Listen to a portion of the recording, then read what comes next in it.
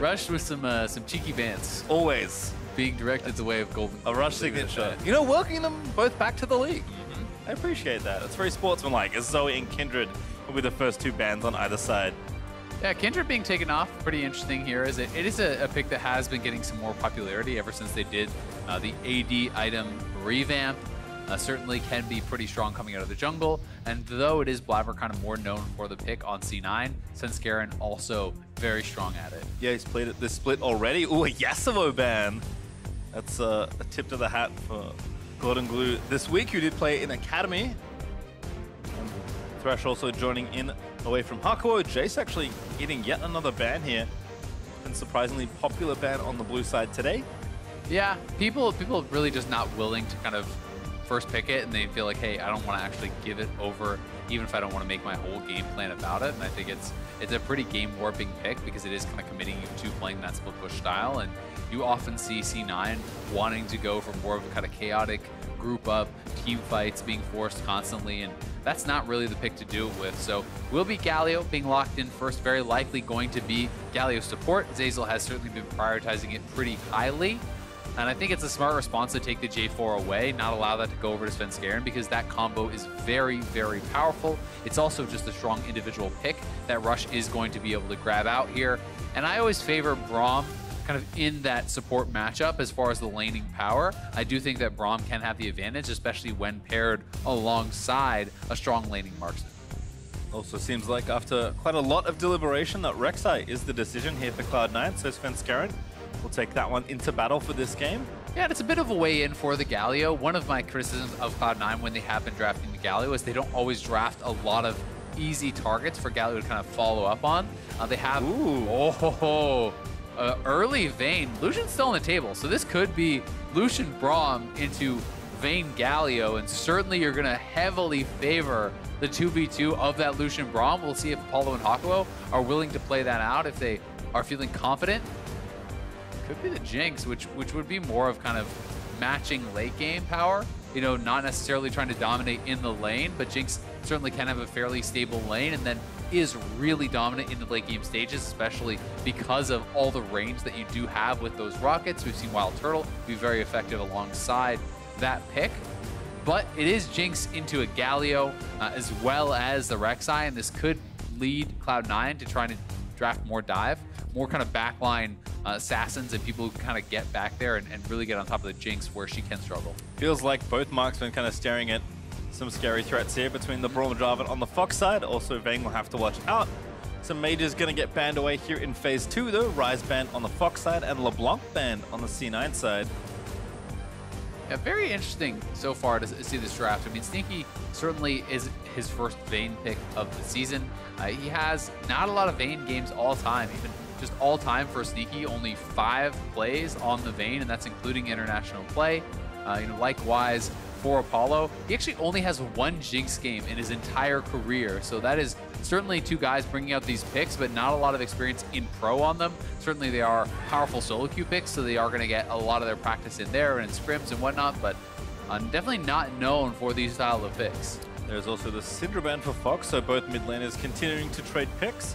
We'll see if maybe even something as far-fetched as Orianna gets taken away here just to diminish the pool, but I think Cloud9 will settle on Lissandra, so kind of a different mage, and I think Liquid did show last game that the flexibility is there to run that in either solo lane. Yeah, and a lot of CC gank assist kind of for all of these mid laners or potential mid laners that could come through. It is going to be a Vladimir, which has been much more popular top lane these days, especially into some of the melee matchups where you can bully, even going things like Klepto, where you are really just kind of farming off of that guy, trying to escalate your kind of ramp up towards late game.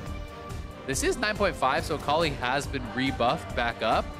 Is not nearly as powerful as it was in the past, but certainly a strong pick and gonna get locked in here, it looks like. And Golden Glue is a guy who had been playing it in the past. We don't yet know if this is top or mid because Akali is another flex that at least was being played by both Licorice and Niski and some of their mid laners and whatnot in the past, so certainly could be going to either lane. I think Golden Glue the kind of player that just plays so much solo queue, man. Like, he's always on top of what picks are kind of current. Akali's certainly a champion that has come back into the meta somewhat. And as you said, Licorice can also play it. There's the Aatrox, so some of that flexibility is staying strong here. Cloud9 trying to get some sort of advantage on blue side here in the draft. Yeah, I am expecting them to put the Aatrox into Vladimir. That is a very Aatrox favored matchup early on, because Aatrox does have, that, I can't even, Deathbringer stance, I believe is what it's called. The passive hit. Stance. Exactly. You stab them, it has a healing debuff on it, and you do have a lot of early game pressure that you can kind of just chase down this Vladimir and play very aggressively towards him. Vladimir really struggles in extended trades, and Aatrox is someone that can stick to you, not only with the Infernal Chains, but also dashing on top. So I do think that they are going to try to put Licorice on the Aatrox up in that top lane, and it will be Golden Glue going into Phoenix on his Azir. Legendary for this pick. This is, I would say, his signature champion, though it hasn't been brought out a lot in the past. And when you look at this Echo Fox composition, holy God, is that a scary teamfight late game. Like, that is insane scaling with Vladimir, Jinx, and Azir. With the Braum and J4 frontline, you have the Vladimir dropping the ultimate, amping damage from two of the most powerful hyper carries in the game. That is not something I would want to 5v5 against if I was Cloud9 late stages of the game. So Cloud9 will want to try to push the pace, find picks with this Galio plus Akali plus Rek'Sai diving in and maybe even split pushing with the Vayne and trying to get their edges earlier and in scrappier fights and split push situations. I'm glad you mentioned the Galio Akali though, because you said that you want to see Cloud9 maybe draft a few more ways to get the Galio into the backline. Certainly have options there as well. Very curious to see what happens here as both Golden Glue and Rush return to the LCS stage. For Golden Glue, it will be his first go-around this year. For Rush, see if he can tip the balance here for Echo Fox, who have had their fair share of struggles this season. Definitely have. As you said, winless in the second half. We are in week 8, so they are on certainly quite the streak of losses and trying to right that ship. If they want to have a chance of getting to playoffs, it's got to start here. For Cloud9, it's just trying to lock up that bye. Continue the good work that they've been doing all split long, just on the heels of Team Liquid, it feels like. And it is for Phoenix, Hail of Blades Azir. Very interesting stuff. I mean, it is a champion that can kind of back off and reset the Hail of Blades fairly easily, and you will be able to get a tremendous amount of poke damage out with that early couple attacks. You have your soldier down, you queued onto them, and you try to get 3 quick autos essentially down for a very powerful trade, or even potentially an all-in later on. So we'll see how that works out for him. It's a fairly one-note keystone. Like, if you're taking Hail of Blades, it's to, like, attack people early and often. So really, like, we've seen it on Kalista, who is a champion that usually not considered that good in the early game, but can be very successful if you're able to proc it consistently and pressure your opponent. So, I mean, Phoenix, you can see his career stats there, 15-6, 5.2 KDA in his LCS career. And this is the player for me on Echo Fox that has been consistently performing well week in, week out, despite the changes around him. So, on this sort of champion, this is a game where Phoenix can really show why he was so feared on this pick so long ago. I completely agree, but that being said, if Cloud9 can get into a split push style situation, maybe you just kind of avoid Phoenix the whole game, even if he is having a good game. So that's always something you have to work against. And with the Hail of Blades, it is very powerful upfront damage, but you have to remember you have to get out of combat for it to actually reset and that to come back up, which is one of the big reasons that a lot of players don't like using it. Is simply something like lethal tempo, if you're staying in combat nonstop, can sometimes be more effective. But a lot of interesting keystone choices here that are worth talking about. Licorice going Comet, that is for, you can actually hit confirm that when you do have your Q and actually get the knock up. The Comet will always land on the Vladimir, and you can see Vladimir is going to be going Phase Rush, not Klepto, as this is a tougher matchup, and you want to be able to kite out. It's also especially effective if you can proc that to run out of the Infernal Chains and not get pulled back in. Makes sense, as we're checking with the bot lane. It's back-to-back Vayne games here in the LCS. It's a new day. Snuki's like, you know what, that looked pretty good. I'll give it a go, as Rush already invading, looking for this red buff, but it does seem like both junglers are operating vertically right now, so could be a trade when all's said and done. Yep, and that means that Cloud9 should have priority on the top side of the map, whereas it should be Echo Fox running things on the bottom side of the map, and that's what you have to kind of play with respect to, right? Sometimes you despite what your 2v2 or 1v1 matchup is, you don't get to play it the way you want to because the jungler could show up at any moment. See Licorice stacking up a nice wave as Rush continues to move through the C9 jungle. He's actually waiting for those minions to pass that little gap, and then very likely he's going to go over to farm out those Krugs. So that is just a small play, but that is making so that they can't actually see him on vision. This is something very smart from Rush that you should certainly be incorporating into your solo queue games, making sure you're watching on the minimap and you can't see their minions, but you can see where yours are, and they will always be at parity, so you should know at what point you can actually walk out and still avoid giving over that intel. Rush does get spotted here by Zeyzal, who will look to finish off the rest of the camp, but Rush does get the majority of it after finishing the first few stages of the Krugs, so still successful, goes back and fires up his Chilling Smite, is now upgraded there.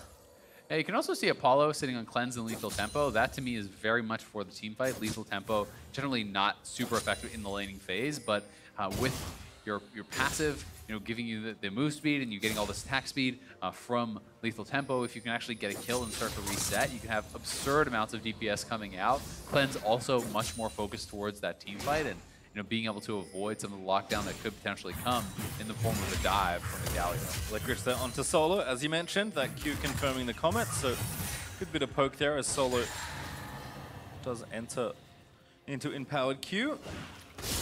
But yeah, now Vlad is hanging out and farming things. It's also going to get a little bit scarier for the Vlad as the wave is pushing away from him, so he's going to have to kind of have eyes on the Rek'Sai or potentially could get ganked. It's also going to be worth tracking if Licorice is going to go for something like an early Executioners to really try to, kind of punish this matchup and try to play aggressively onto Solo, or if he just wants to build more for the team fight, go to something like that Quick Black Cleaver.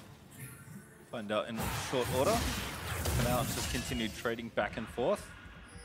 Also see Golden Glue trying to get things pushed up in the lane. Phoenix is finally running low on mana. Usually the gate for Azir as far as consistent wave clear goes.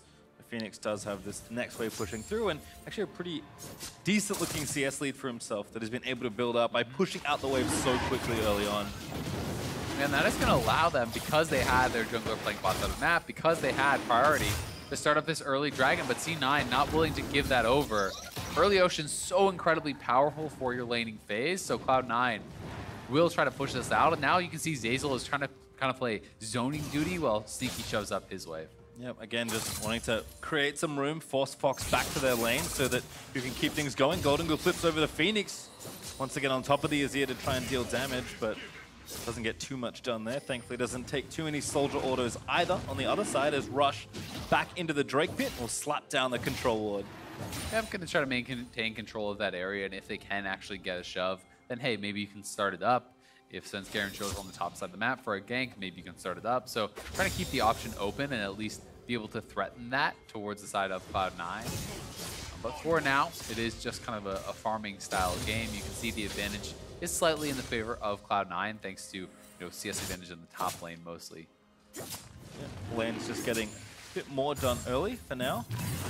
Continuing to try and harass this Vladimir, but as you mentioned already, Fox certainly playing the scaling game here in this one, so no alarm bells ringing just yet. It's been all relatively peaceful, given everything here, as the team's just trying to maneuver around. I actually like the early Drake start there for Rush, just to kind of check things out, but both teams quickly realizing that that wasn't going to happen. Yeah, not going to be able to grab it just yet, but we'll see if they are going to be able to later on. And it's just Caulfield start here for Licorice. We do see a lot of players just kind of going Caulfields into Black Cleaver, and then you take 10% CDR from your runes with Transcendence, and then you're on a quick 40. CDR being so incredibly strong on the Aatrox really can get you to a very powerful stage. But it is Svenskeren starting this up, and with Phoenix having gone back to base, with the bot lane trying to push up right here, Licorice has TP and has already bought. This likely is just going to be Cloud9's Dragon, so you'll be feeling really good about that advantage for the rest of the laning phase. Yep, just pick a nice timing. Svenskeren sneaks into the back of the pit by tunneling around the ward that Fox have in the river, and then Golden Glue joins in at the end just to make sure everything goes down. Yeah, I mean, all the regen that does give you really does make it the most powerful early game Dragon, bar none, so certainly going to be feeling really good about that. It makes it incredibly difficult to actually get poked out. It makes it so you are not going to be as dependent on those resources. And yes, there are 3 champions on the top side of the map for Cloud9 that don't depend on mana, so it's maybe not as powerful as usual, but still just taking it away from your opponents who are going to be more dependent on that can be very strong, even just itself. Well, Phoenix did complete that base, which kind of opened up the space there for the Drake, but it's certainly looking to dominate lane. Sork Shoes has kind of the first major item, and double Dorans straight away. Just versus that revolver plus some brown boots there for Golden Glue. Yeah, so likely not going to be building into a man item. When you go double Doran, that is kind of your pseudo catalyst or lost chapter or that sort of thing. So we'll see if he's going to try to go towards something like a Nashor's, which would be, I think, kind of the expected path. And having the early Sword Boots should give him some more burst power and also the ability to kind of navigate that lane a bit more easily with that move speed. Rush and Sven also almost meeting in the river, but looks like, again, just some continued coverage here as Licorice is continuing to push up. Actually already has a plate done there in the top lane. Joins Svenskeren, collects the honey fruit, and that crab goes over to Sven as well. So Gold's kind of tied back up. Some of the CS leads are dropping off. The teams just kind of play a very quiet first 10 minutes here.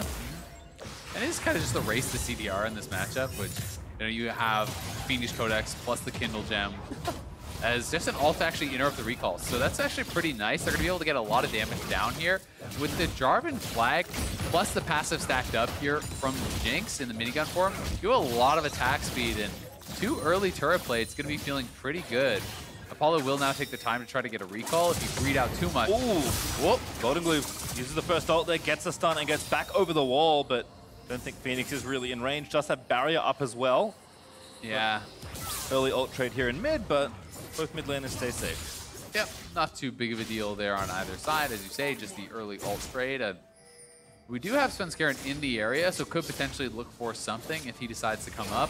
You can see that the Galio is moving up here now too, and Zeyzal is sitting at level 6, so does have the ultimate available. That's something that Echo Fox is certainly going to have to track and be very careful about.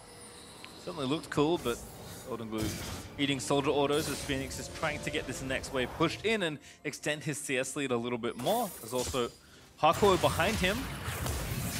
Licorice does get damage out onto Solo. Huge chunk there on the next auto. I mean, you can see Aatrox certainly is going to be running this lane and can continue to do so for quite some time, but Vladimir, you know, at a certain point when you have enough CDR, you're going to be able to sustain, you're going to be able to just constantly heal it up, and once you have your Proto Belt, which we're assuming that Kindle Gem will be going into, it makes it a lot easier to wave clear out as well.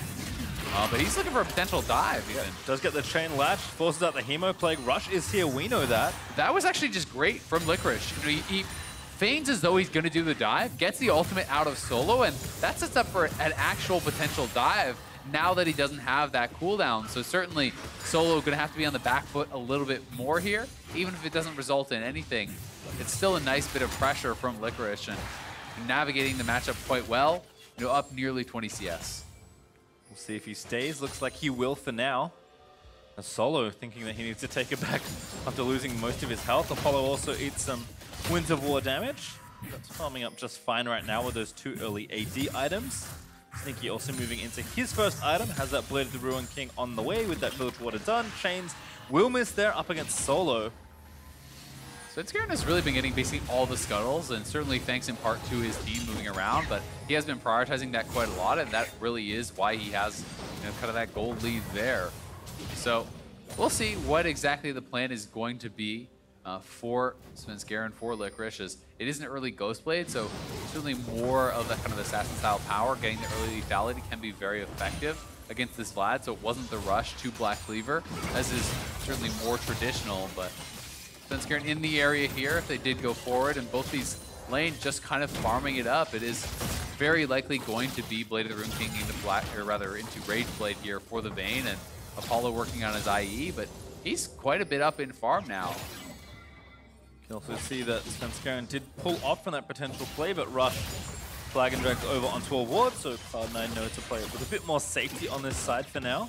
Yeah, and it is somewhat expected, to be fair. You know, I think in this matchup, Jinx Braum should be having more power. I always feel like Galio is a fairly weak laning support, and Jinx certainly has a pretty heavy range advantage, plus a little bit of the jungle pressure that should come down from Rush is going to mean a nice little edge there for Apollo, and oh, Smitey to 1. There actually is the ulti used over the wall there for Rush, and that's first blood there for Sven. Really nicely done as Sven actually ulting under that, as you say, avoiding that Phoenix ultimate coming through. They press in, they don't get the blue buff, but they do get the first blood, and it's going to mean another dragon for them. So the first meaningful advantage really coming out now for Cloud9. It's a flavor win for me. Tunnels under the wall to escape it makes sense, but of course, the first blood and the second Mountain Drake, the real prize there for C9. Yeah, and I think it's good also to get more of that pressure on the bottom side, as it is the IE now completed for Apollo, and mid lane have been doing well. Licorice getting pressured heavily. That's ult back up. They're trading. Pops Worldender. Hemo play is going to go off there. Licorice will have to resurrect. Good stopwatch there from Solo. Worldender, how far away is it from running out? He does resurrect in time, but Solo going to run forward. Probably just means a trade there, but that looked close. Solo played that quite well. Yeah, he did play that very, very well. And as that ult came back up, he had the early Stork boots by, so no magic resistance on the side of Licorice, and able to get a lot of damage down there. I wonder if Solo could have let the ult expire, then save that transfusion to kill him afterwards, but he wanted to play it safe and make sure he was healing up and couldn't potentially get burst down. So it is, in the end, just the trade of ults as both players healing it back up. And here is the invade one more time. Rush smiting this down to 1 HP. It does go to Phoenix, but the double knockup, very well done by Svenskeren. Ults right as the ult was coming out from Phoenix, avoiding that. The ult from Rush coming in too late, so that does not complete either. They get the first blood. Worth noting that Golden Glue did flash at the end there. Maybe wondering if there wasn't enough damage from the Rek'Sai ult to secure the kill, so he's without that summoner for the time being. Has his Gunblade finish though, thanks to the assist money, so he'll certainly take it, all things considered. Also there on your screen, that turret gold, pretty close between the two sides, and that is reflected in the gold lead here. Cloud9 up, but it's under 1,000 gold, so it does feel like there's a lot more play skill in a game that's developed quite slowly here, almost up to 15 minutes. And really, apart from those two Drakes, that's, I think, the only tangible advantage I can really speak to right now. Yeah, it's pretty atypical for Cloud9 games. They are generally a team that plays pretty aggressive, as Licorice, remember, has no ultimate up just yet. Solo, with all that CDR, getting a lot done here, and now he's going to have to back off. Rush coming in. Rush, yeah, there's the flash slow for Solo after the E. Transfusion might do flash. It. Needs to keep running, not quite in range. Pops the pull and can't quite find him. Not quite able to get him, but they do zone him off. It's Svenskeren looking for the counterattack. Under Apollo again, looking for the ulti. Pops it. Goodbye, Apollo. Dive under the turret. Svenskeren able to grab it. And now Hakuo in stasis under the tower, but Sneaky gonna keep putting the shots in. Zeyzal tanking as long as he can. Great condemn there from Sneaky for the stun, and he'll collect the kill. Yeah, really well played. 3v2 dive. They get the summoners out. They get both kills as well and survive to tell the tale. Really nice juggling of the aggro there by the Cloud9 squad, and despite the fact that Licorice is pushed off, Cloud9 get way more on the bottom side. They're also going to get the turret, and now it is Golden Glue's turn to get involved in the mid lane. Yep, starting to try and trade with Phoenix a bit more aggressively with that Gunblade. As you can see, Solo also doing the same in his matchup now that he feels he's got a bit more strength 1v1 versus the Aatrox, but the early turret goes to Cloud9. That actually is a 3,000 gold lead all of a sudden gifted over to them thanks to their passage of play. Yep, I mean, there's a lot of an advantage kind of pushed over their side, as you say. The pressure was put up top for Equifox, but they didn't get much out of it besides just pressure. Licorice is still up, you know, a decent bit of farm. You know, he will have to head back up to the top side to kind of collect this. They're actually going to call for the lane swap, but here this is one more time as Svenskeren knows Rush's top side, sees him on the map, in he goes, flash, knocks up.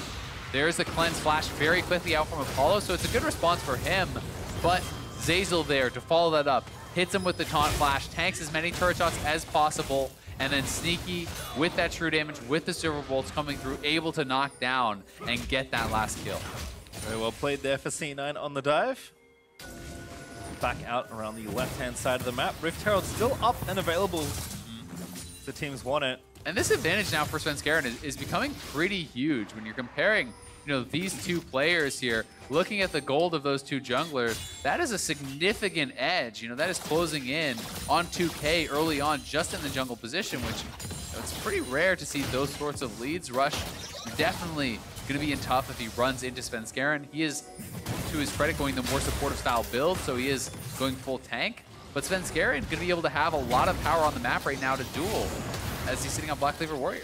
Certainly so, as the fight is brewing pretty quickly here around the Rift Herald. Svenskeren trying to drag it out far to see if they can get it without any sort of engagement. Golden Glue also looking for a flank here on the top right-hand side. Not spotted just yet.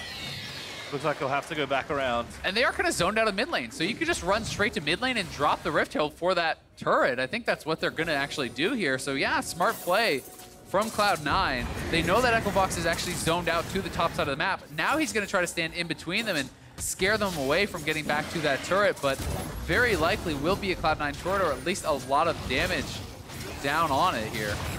It's like a big chunk, but not quite enough to take down the turret, as Phoenix and Rush are able to stop that, but it doesn't stop. There's an ult there. Golden looking for the assassination under the turret. Doesn't want to go too far. Has his flash, but decides... He wants it, but it's competitive. You know, if that's solo queue, he's going for it. And instead, they will take away the blue buff. Golden Glue grabs that. They're already starting up the dragon. You know, taking the safer play. You pushed out Rush. The dragon is yours, so there's no need to really risk it. Your bot lane is holding up top just fine, so things looking very good for Cloud9 across the board. Continuing to build their lead here, but Fox are looking to answer as Apollo getting online with that IE. Looking to shove down some more turrets here and continue to apply pressure. Sneaky still looking for item number 2. You talked about it last game with Double. It really does need the Rage Blade to kind of kick things off. Yeah, Rush is around, but he's very low, so I don't think they're going to want to go in. We will see, though. I mean, despite the fact that Cloud9 has taken all the dragons, does have the advantages, it's not like this is a triple Infernal lead by any means. Double Ocean is very nice, and Mountain does help you get more access to the Baron, and we saw how effective Vayne can be at actually knocking that down, so that just gets easier. But that being said, if Echo Fox can find that 5v5, I think you can easily win a 5v5 from this current deficit, because Vladimir, Azir, and Jinx are 3 of the best scaling team fighters in the game. And then you have the initiation in that front line with the Braum and the J4. So certainly not out of this by any means, and they're going to be happy to try to play it safe and play for a late game. Where Cloud9, I think, you know, they're going to be fine going late, but it's more about, I think, playing side lane, looking for picks, trying to be more of a skirmish style than a straight up front to back 5v5. And that has been one of their calling cards, I think. I think in either case, it's either win skirmishes or win team fights. They are a very fight-heavy team, most certainly. But I have to agree that Fox still looking, you know, 15, 20 minutes in the future from here and saying, hey, if the game is still in this state, we're probably pretty happy with that. Solo also now getting run down by an Executioner's Calling, so that 1v1 a little bit easier now for Licorice to access, and Golden Glue also flips over the wall with the Shuriken. Not enough chase. In fact, Rush and Phoenix behind means that Golden Glue cannot continue. Yep, so he's just going to be able to back it out, but certainly it does get scary in those long lanes because the extended trades plus the healing debuff is going to mean it's very difficult for Vladimir to come out on top in those long lanes. We'll see how Solo is going to try to navigate that, as when you're down in 1v1 pressure and you're also down in jungle pressure, that does make it a pretty tough situation. But they still have farm leads in mid and bot. You can see already the second item coming in here for Apollo. He's going to grab the Hurricane, which I think is a great buy because there are 4 melee champions on Cloud9. So there's a very high chance of having the kind of optimal situation where you're actually getting those Hurricane bolts on multiple members. And in those situations, by far the most effective Zeal item. Makes sense, as Rush looking for some sort of initiation with Hakuo, but it is a 3v3 currently here on the top side of the map. Licorice again going in onto Solo, who already popped Worldender, but the Hemo Plague did pop down. That will be a resurrect there for Solo. Licorice trying to turn it back around, but Solo with the Proto Belt forces Licorice's flash. Yeah, very, very close. And Solo, matchup be damned, he's playing this great. Being able to go toe-to-toe here with Licorice, even with that Executioner's. Solo coming out on top, forcing the additional summoner to be popped there by Licorice. Golden Glue here in onto Phoenix, does get the zap of the Gunblade, but there's Scaron already ulted over. Oh my god, and he's damage. Almost dead. That Azir turret helping out. The stopwatch will protect him, but he will be forced to flash as well. Yeah, that is pretty costly when that is, all things considered, that's a 3v1. He gets stopwatch and a flash out and sends the jungler back to base. So really well done there by Phoenix, utilizing the passive turret, being able to kind of keep himself safe there. And now Apollo showing off this sieging prowess of Jinx. You have that long range and you can get access with the minigun. You shred through those things. Golden Glue trying to threaten, and Sneaky also has his second item finished, so both marksmen are in a good position to win these fights if they start them on their terms. But it does feel like Fox, who we were maybe expecting to scale later than this point. Already now at 22.5 minutes, feel like they have the items to start fighting, at least in some of these individual matchups. Yeah, they definitely do. I mean, you can see a lot of the second items coming through. Luden's going to be here probably pretty soon for Phoenix, so he did go Nashor's first, but then into Luden's, it's going to give you your 40% CDR as well as a lot of mana to kind of back that up. And looks like Echofox is threatening a fight here. Ooh, Zeyzal onto the traps. Not sure I fancy that one. He's going to be forced to flash away, but now he's left the rest of his team caught out. That is a kill onto Sneaky. Now Zeyzal with a taunt will find it, but he's going to get killed right after that. Hakuo low, but he flashes out to safety. It's here solo with a flank. Svenskeren dives back and he does kill Braum, but it's just a death by the looks of things. As Golden Glue is going to try and make something happen, but Azir knocks him back around. The Hemo Plague is there. The Stasis is only going to delay his inevitable death. And Fox find a team fight and 4 kills. That was an absolutely massive throw from Cloud9 as Echofox are going to be gifted the Baron. Zeyzal was out scot-free and he just goes straight back in, right onto the Jinx Choppers. Then not only that, it's like a bad karate movie. C9 is walking in one at a time trying to take the fight. All of them dying. I mean, I think once you see how bad that goes, you need to bail out. This should not have been a fight at all. Cloud9 just needs to back away. Zeyzal, what are you doing Justice punching back in? When it's 2v4, you can see the situation. Then Sneaky's gonna get caught out as a result. He goes in. At this point, why even try to take the fight? You know, Zeyzal is clearly gonna go down. Licorice is getting surrounded. He's gonna go down. Golden Glue still opts into this fight. This is now essentially, you know, a 2v4 while Svenskeren is running away. I just don't see really the situation in which that is a positive play for Golden Glue even. So Cloud9 feels like they fully committed to what was a terrible fight and certainly a big mistake from Zeyzal. They are now down in gold after leading this whole game. You gave the extremely strong late game comp multiple kills and Baron and map control. You may have just thrown the game. Maybe. Gives him the Cloud Drake as well. Echofox looking to surge ahead in gold after that blunder from Cloud9. I mean, look at Apollo. He's on 3 items now. If you cannot actually get onto this guy, you are going to get destroyed. Late game is here at 24 minutes as Jinx hits 3 items. Vladimir is on 2.5. 2 fully completed for the Azir. These guys are going to be monstrously strong. So Cloud9 going to have to work some magic here, but really, they don't have the most powerful engage. It's got to be kind of like a tunnel in from Svenskeren plus the Galio ult or Golden Glue flanking or something along those lines. They kind of have to patch it all together onto Solo right now, who pops the Hemo Plague in pool. Golden Glue getting low. Solo in a stopwatch perfectly uses the Zhonya's. Here comes Zeyzal, though. Golden Glue does take down Solo, and now Hakuo is going to get caught out and taunted to death. Sneaky flashes out of the rest of the engages. Hakuo is actually going to live through that all. Now Sneaky caught up by the Jinx. Apollo just shoots him down. The reset, he could go for more. Here comes Phoenix again, flashing forward, looking for the slows.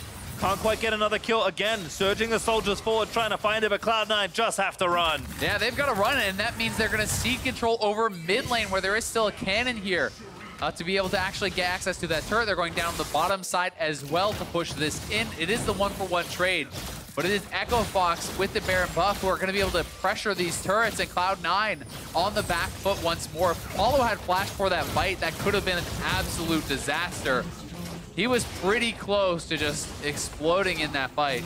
And now Cloud9 are trying to corral these members. They're trying to come from behind and take down Phoenix and Rush. Cloud9 never stop fighting onto Phoenix. Next, there's the shutdown for Golden Glue. Rush, though, is going to get chased down by the Void Rush, and Svenskeren able to bite him to death. Svenskeren doing his damnedest to not let this game slip away. 4-0-3. 100% KP on this Rek'Sai. Has been a monster, getting a couple kills for them there as well. A nice response from Cloud9, and it does buy them some more leeway in this game. As we watch this one more time, Solo on the side here, getting a lot of damage down before he does eventually go down. And you can see Apollo, good positioning over the wall, just firing these rockets out. But Apollo does back off, has to be wary of that Galio ultimate, and Zeke kind of pressuring on the side, is forced to flash out. And then kind of walking into the pit, corralling himself a little bit here, means he's going to get chased down by Apollo.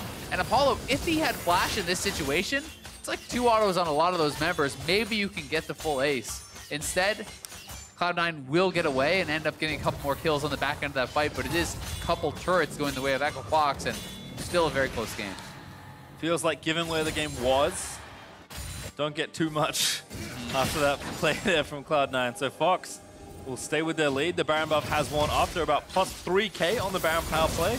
Now up about 1,000 gold or so. Another fight is brewing though, of course, as Golden Glue flips over onto Hakuo. So it's going in the back line, and then to deliver to Galio. There's the hero's entrance onto Apollo. Golden Glue grabs the shutdown, and Cloud9's comp finally comes to life. Perfect execution too. Takes down Phoenix, and Cloud9 have slain both carries. Huge fight there. Again, it's Svenskeren getting into the back line. They find the carries. Echo Fox was not ready for that fight. They were not set up as 5 members. Solo wasn't with them. And Rush just kind of wandered forward, got jumped onto. He had to use all his engage tools in retreat, and then Cloud9 just poured in and really took advantage. Very well executed fight there for Cloud9, so let's watch it again. Yeah, so here this is one more time. They're staying in the side rush. They push Echo Fox back as Rush is forced to retreat. Into that shroud goes Golden Glue. Svenskeren straight into the back line, immuning the Braum ultimate with his ultimate. He's been so good using this Rek'Sai. The follow-up was there from Zeyzal. They pile onto the carries, are able to take them down just before Apollo had his flash coming back up. So a great fight and a great timing there for C9, but they need to find more fights like that.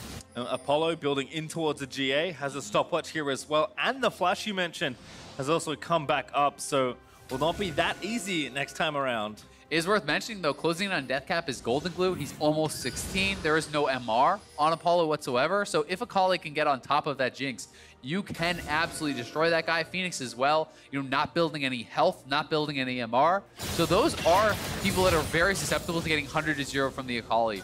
But it is about the execution. It is about, can Golden Glue actually close that gap? Can he get on top of the carries?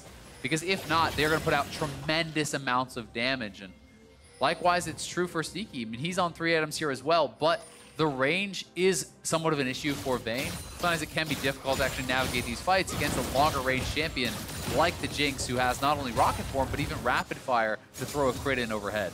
Right now, Golden Glue is pushing in the top lane. Needs a little bit more gold to get that death cap. This does give Fox room on the right-hand side, so they will finish off the Ocean and equalize. Sorry, Mountain and equalize on Drake's.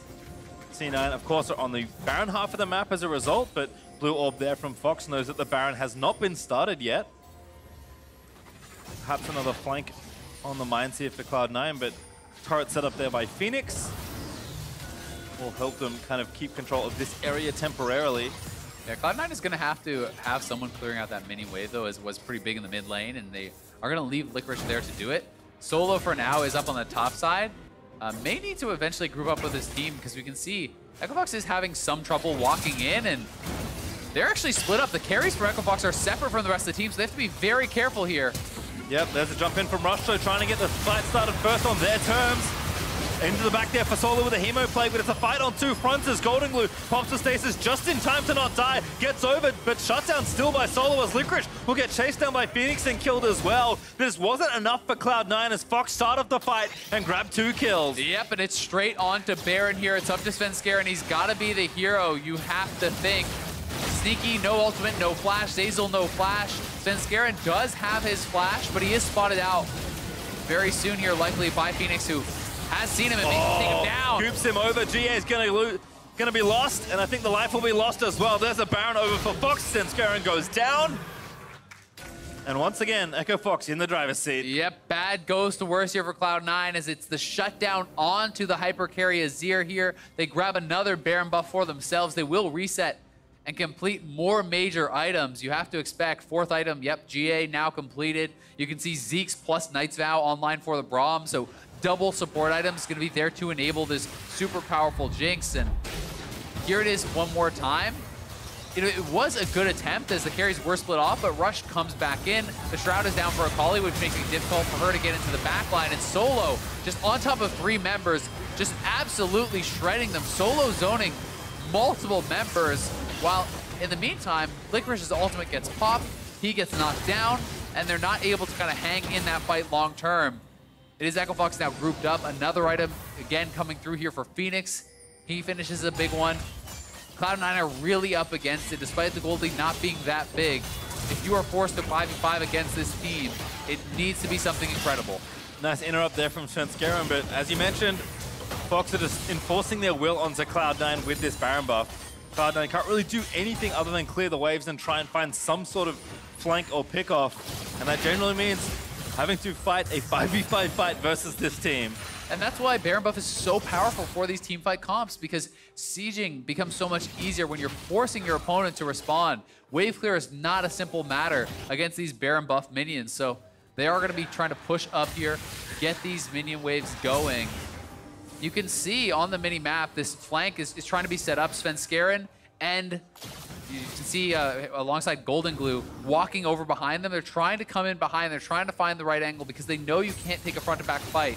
You need to be back on those carries, but with GA, with Banshees available, they've spotted out on wards, it's going to be really hard, and Rush and Hawkwo are positioning themselves to intercept any potential flank. And now Cloud9 just have 2 of their teammates cut off. Yep. And Apollo's shooting the turret there with rockets. I mean, Rush again going to keep them out of the way. Solo also just throwing transfusions out where he can, so it's effectively 3v3 at a disadvantage for C9, so that turret's going to fall. Apollo just moves forward in minigun form to shoot down the inhibitor, and that's it. Fox take it. They can just keep going towards the Nexus. I mean, Cloud9 are out of position to actually defend this. They have no wave clear. Cloud9 needs to choose a fight or the game is just going to end. We'll see if they can find it. Final hour pop there for Sneaky. Spenskeren in the back. There's a good Galio ult, but I don't know if they can get enough here. Spenskeren in the backside is Phoenix, able to get that kill onto Rek'Sai. Fox may just be too strong, but Sneaky still alive, shooting in the fight, but needs to get the kills on key member. Solo living for a little while longer. Phoenix still alive as Sneaky tries to dodge around it. Phoenix able to grab the quadra kill, and that's going to give Fox the victory. The carries stand strong for Echo Fox, and they will upset Cloud9 here. The 6-game slide finally ends as they pick up a victory. Rush back in the lineup, Phoenix back in Azir. It's the return of the kind boy, and Cloud9 will fall down to him. Echo Fox grabbing a much-needed win on a huge slide, their first win of the second half of the split, trying to fight for that playoff spot. This was a big one, and these carries for Echo Fox were so huge. They picked so much scaling, and Cloud9, you have to look at that one fight before the first Baron. Zeyzal re-engaging, getting caught out, everyone from Cloud9 trying to bail them out, all going in and dying, losing that Baron. That felt like the pivotal moment of the game where you allowed Echo Fox to reach that late game stage, and they certainly made him pay for it. Yeah, I mean, Cloud9 had some flashes of brilliance there with their engages, tried to make their comp work. It was cool, like a lot of Cloud9 comps are, but not enough to withstand the onslaught after that mistake in the mid game. Fox were like, okay, it's not going so badly, we can scale up, and then it went very well, and from there it just felt like they never really relinquished control. Yeah, and I mean, honestly, credit especially to the carries on the Echo Fox side, because not only did they do so well in the late game fights, but they were laning quite well also, right? Solo trading back and forth admirably with Licorice. Apollo and Phoenix both had CS advantages over their lane opponents, with these scaling matchups. And I think that, this was an intelligent draft here from Echo Fox, and they were able to execute well on it. Cloud9, I think they had trouble really getting involved with their carries. You saw how much more difficulty there was for Licorice, Golden Glue, and Sneaky to really get involved. Certainly was, but Ovally is standing by as to hear more about that upset from the returning Echo Fox jungler. Thanks, guys. Rush, welcome back, and congratulations. A lot of firsts for Echo Fox this game. First Saturday win, first game back for you, and first win for the second half of the split. So what changed about the team that let you beat Cloud9 today? First, I was here, so that's the main difference. That's it? Just you coming back? Yeah. Rush is the missing puzzle piece. Now, what did you really do with your time when you were off of the main roster and spending a little bit of time with Academy?